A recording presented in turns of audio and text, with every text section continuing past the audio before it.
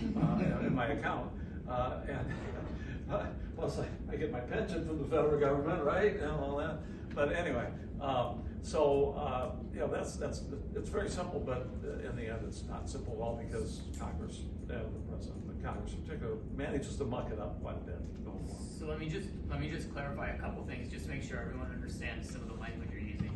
So Congress creates programs, right? It passes laws, it creates criteria to get a passport, it creates programs that give grants to rural areas. Right. And then it's got to spend the money to make those things happen, right? That's called an appropriation, right? And then how do those programs get carried out? Well, that's a different issue. You go ahead and take that's up to the executive branch. Okay, and frankly, Congress gives the executive branch.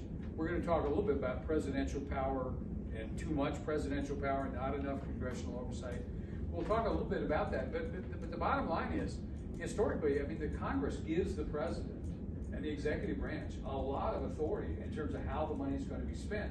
In other words, for example, in the Ag Committee, we appropriated a lot of money, or well, we authorized, and I don't want to get too deep in the weeds, but actually there's two steps. First of all, the policy committee, for example, the Ag Committee would authorize expenditures and programs within the Agriculture Department.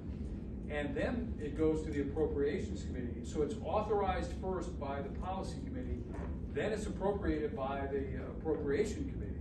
And both have a certain amount of oversight. Those damn appropriators get their hands in all kinds of things and change things that we authorize. But that's also another story. But I want to get back to, you know, Congress can't micromanage what is being done.